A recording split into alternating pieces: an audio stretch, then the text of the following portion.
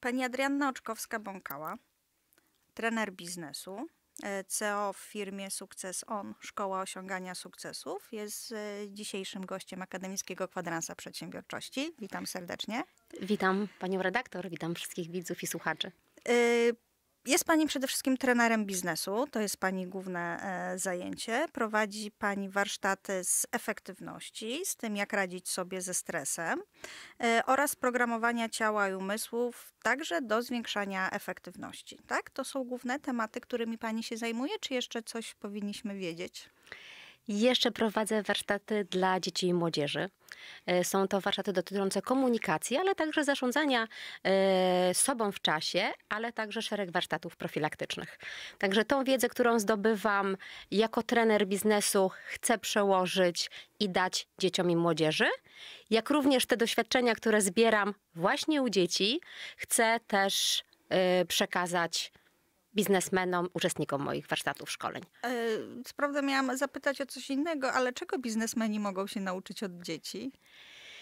To jest tak, że ja wprowadzam pewne zasady, metody pracy z dorosłymi, korzystając z tego, w jaki sposób dzieci reagują na różne rzeczy.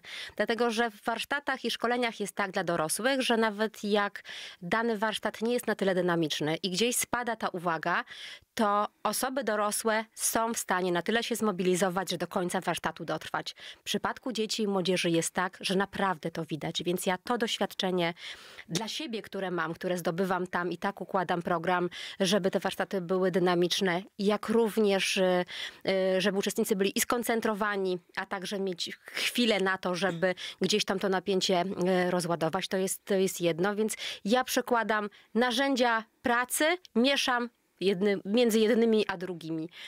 A to, czego się mogą nauczyć dorośli od dzieci, to przede wszystkim życiem tu i teraz. Tak? My za mocno planujemy do przodu, a jeszcze co gorsze, najbardziej to, co nam szkodzi, to rozpamiętujemy, co było właśnie złe. Tak? Rzadko kiedy umiemy skupiać się na tym, co było dobre, być wdzięcznym za to, co było. A jeśli chodzi o różnego rodzaju porażki, to warto je traktować jako lekcje do dalszych działań, a nie jako porażki. Czyli wróćmy do tego tu i teraz, idąc tą pani myślą. Pani Adrianno, rozmawiamy na początku roku. Nowego roku 2020 i to jest taki moment, który sprzyja planowaniu. Uwielbiamy planować na nowy rok, co będziemy zmieniać w swoim życiu, jak będziemy postępować, w czym staniemy się lepsi. I zresztą trudno uniknąć rozmyślania o planowaniu, bo w większości programów informacyjnych, w prasie, w radiu, w telewizji, w internecie, gdziekolwiek nie wejdziemy, wszyscy mówią o planowaniu, bo to nowy rok. Co zrobić? Bo to jest chyba największy problem, żeby nasze planowanie było skuteczne, czyli żebyśmy doszli do tego celu, który sobie założyliśmy na początku roku. Ja bym planowanie to zaczęła od analizy roku poprzedniego, jeżeli jesteśmy na przełomie roku. Tak? I tutaj jest szereg pytań, które można zadać sobie. Można ich zadać sobie więcej bądź mniej, ale tak przede wszystkim, co udało mi się zrealizować w tym poprzednim roku? Gdzie była moja uwaga? Co ja robiłam? Gdzie spędzałam najwięcej czasu? Ostatnio usłyszałam bardzo fajne sformułowanie Todda Henry'ego, że tam są moje priorytety, gdzie mój portfel i kalendarz, czyli na co ja przeznaczam pieniądze i na co ja przeznaczam czas. I to jest taki moment, który pokazuje mi, na czym mi ten ubiegły rok minął. Tak? Czy to był czas efektywny? Czy ja posunęłam się do przodu ze swoimi umiejętnościami? Czy nauczyłam się czegoś nowego? Czy przeżyłam coś niesamowitego, co będę wspominać? I jakby od tego bym zaczęła, tak? Jakich nawyków się nauczyłam, jakie wzmocniłam nawyki, jakich się pozbyłam? Bo całe nasze planowanie dalej będzie oparte o tą naszą analizę, tak?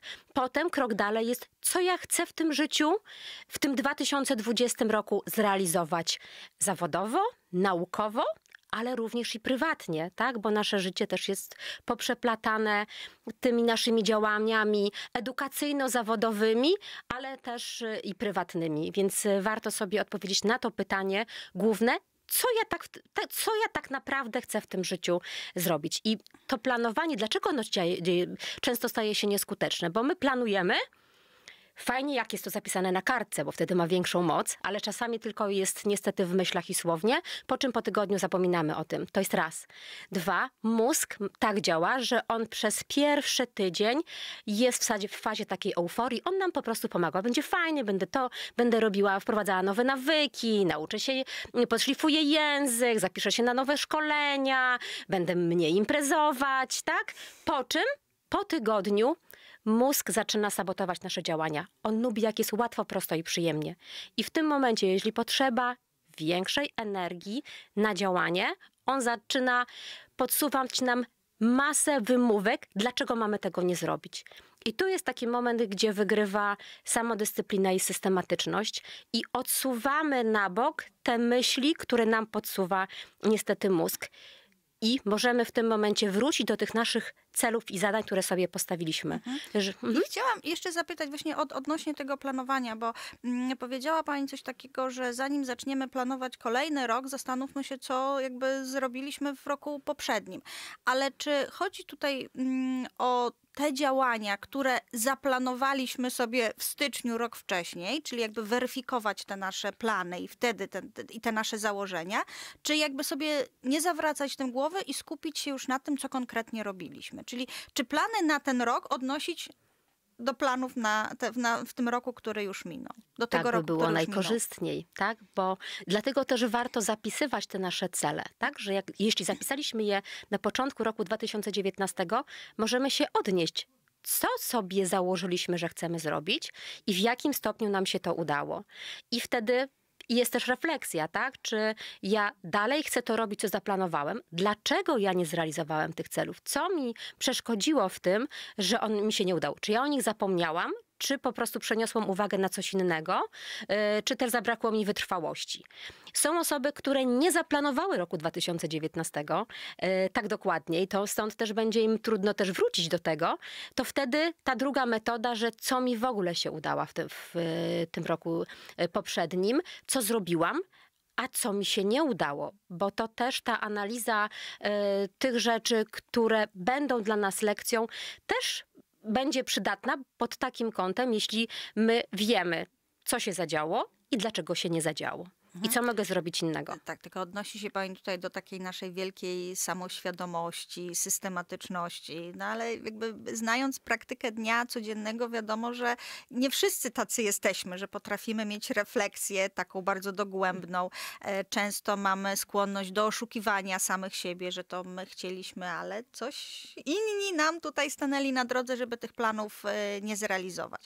No ale jakby skupmy się na tym takim większym optymizmie, tak? Że jeżeli już postanowiliśmy, że od dzisiaj te nasze plany wcielamy, to jakie robić, jakie określać, jak określać te cele, żeby chociaż w pewnym sensie być jakby usatysfakcjonowanym, że coś zaczęliśmy robić.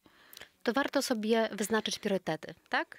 Co dla mnie jest ważne, nad czym będę pracować w danym roku i do tego jakby się odnosić. I z drugiej strony warto, jeżeli to jest duży cel, podzielić sobie na mniejsze kawałki, tak? Żeby to nie było coś tak ogromnego, że mnie to od razu przeraża i od razu robię krok w tył.